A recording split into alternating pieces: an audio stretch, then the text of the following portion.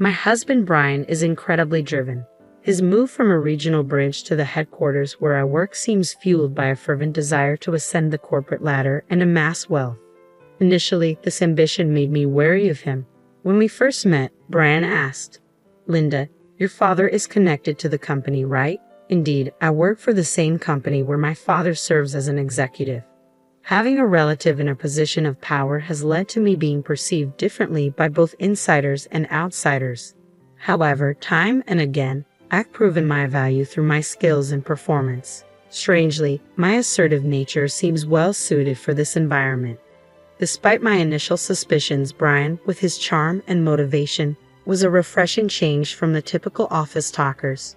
Collaborating with him was enjoyable. He was always proactive. Gradually, I found myself drawn to him. Brian proposed, declaring, "With you, Linda, I can give my all in both work and home. I believe we can make a great couple. Will you marry me?" My response was cautious. "Are you sure? I can become so absorbed in work that I may neglect you. We're both career-oriented, and our time at home may be less than conventional. But we trust each other, and we enjoy our moments together." Despite our reservations, we were happy. However, this spring brought an unexpected twist. Brian was to be transferred alone to another regional branch.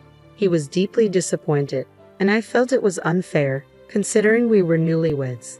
But I heard it was a critical assignment that could lead to a promotion, and he should return to headquarters in about a year. Thanks to today's technology, we can video call via computer or smartphone. We spend less time together anyway, so managing feelings of loneliness and distance seemed possible. It's been about 3 months since Brian moved. We video call once or twice a week to catch up. The world is convenient now. With careful scheduling, we don't feel as lonely.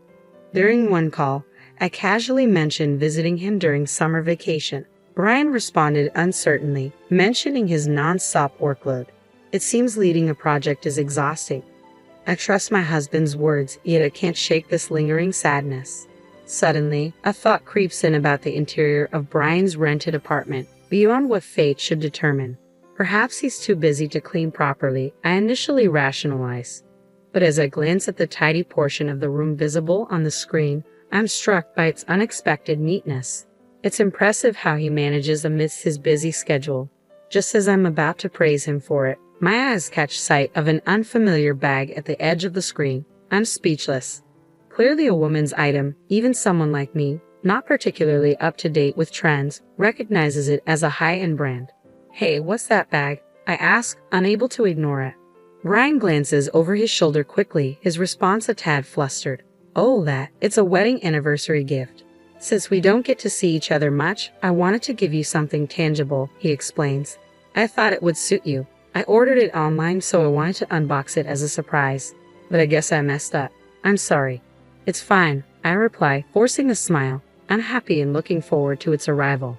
Despite the seemingly plausible excuse, a sense of mistrust lingers. Yet I can't confront him. I still want to believe in Brian.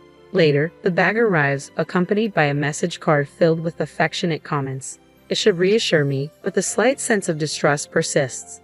Months pass, life becomes accustomed to Brian's absence, and our communication through video calls becomes routine. Then, on one ordinary day, I find myself contemplating, "Wow, Brian, I should get going," I say, sensing the conversation winding down. "Yeah, it's getting colder, so be careful not to catch a cold, Linda," Brian replies, concern evident in his voice. "Thank you," I respond, ready to end the call. Just then, the doorbell rings. "What's wrong?" Brian asks. A courier has arrived. You can hang up the call, Brian. See you later. Thanks," I say quickly, rising from my seat and heading to the entrance. Focus on receiving the package, I don't realize I haven't ended the call or that the screen is still on.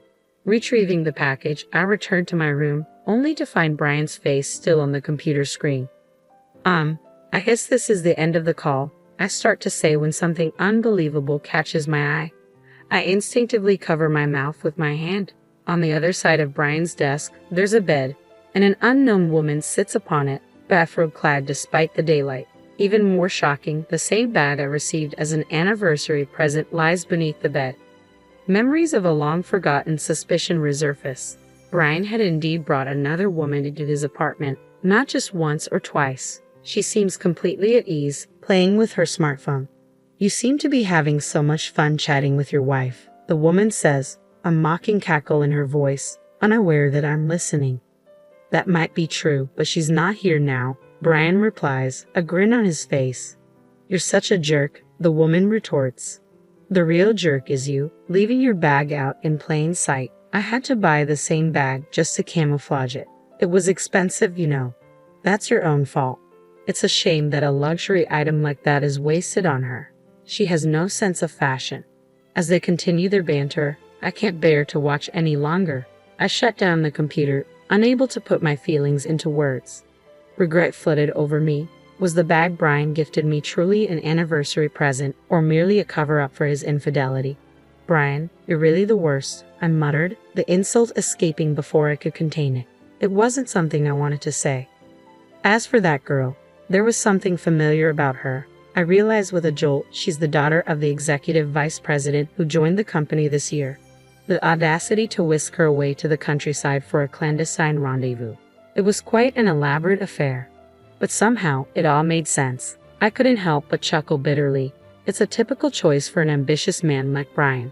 After all, I too am the daughter of a high-ranking executive.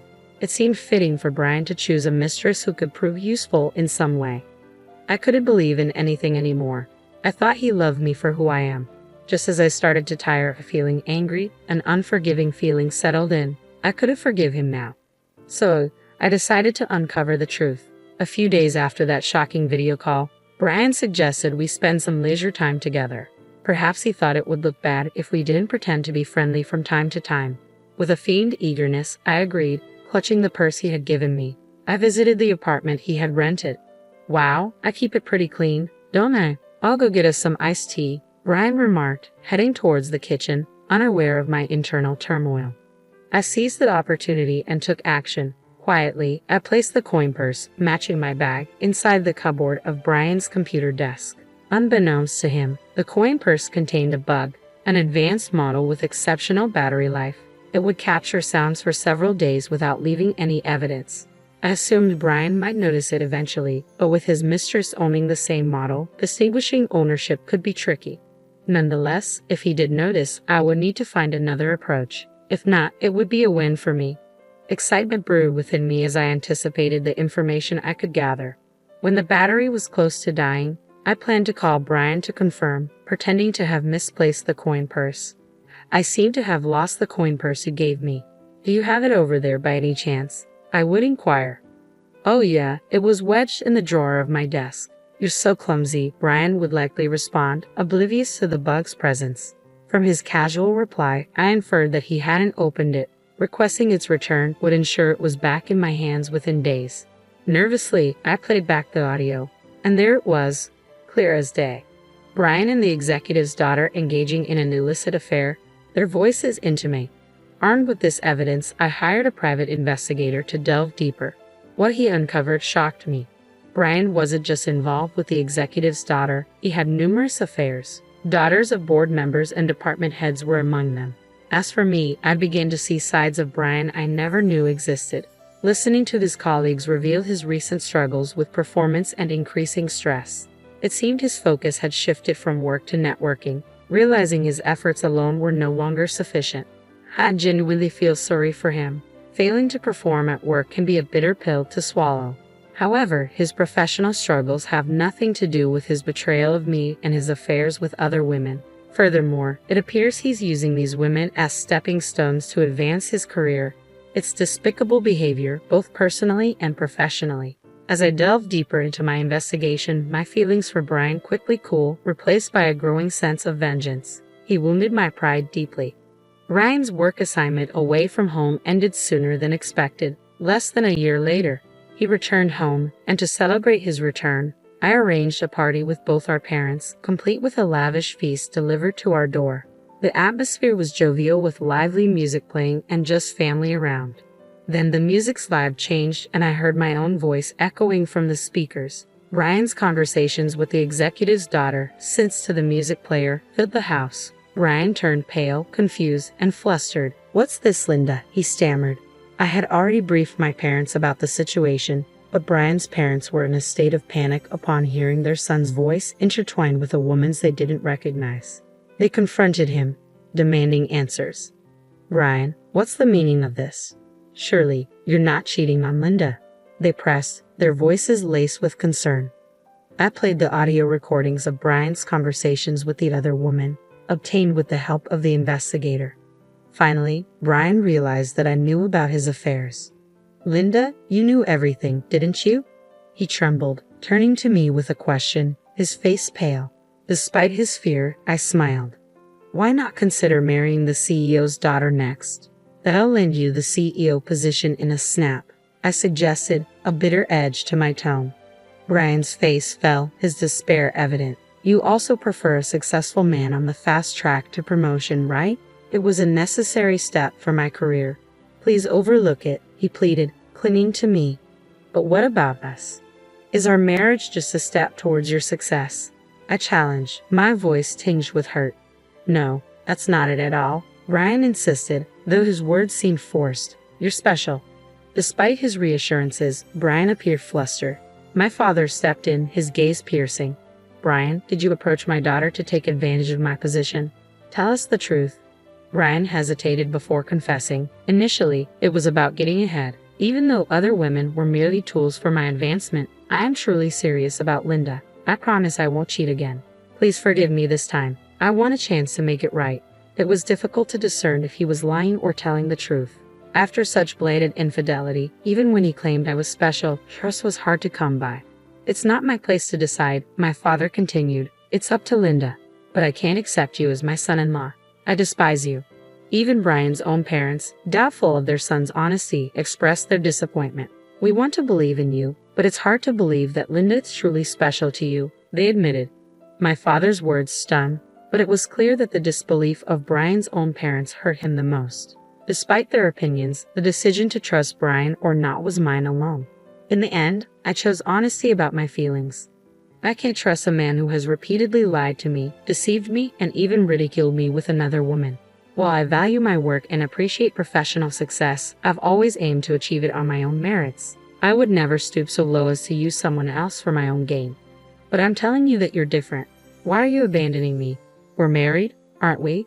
If you truly cherished me, why would you give me the same handbag that you gave to the woman you're having an affair with? And on our anniversary of all times, I confronted Brian, my frustration boiling over. "Stop making a fool of me. I don't want to share a family with a lazy man who depends on others to get ahead. I want a divorce." With those words, it seemed Brian had given up.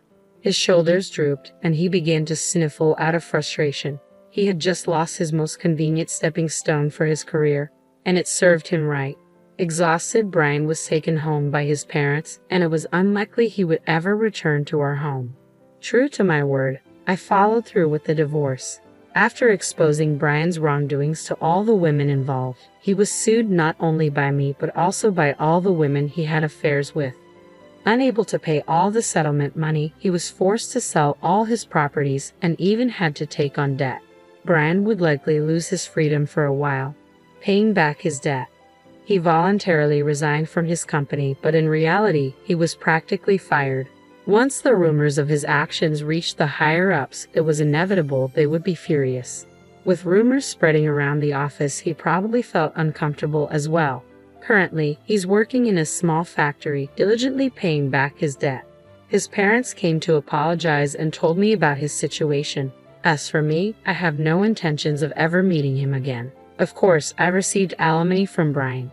Surprisingly, when I sold the handbag, which was the same as his mistress's, I was shocked to find it fetched almost the same price as a new one because it was barely used. It felt like a little bonus.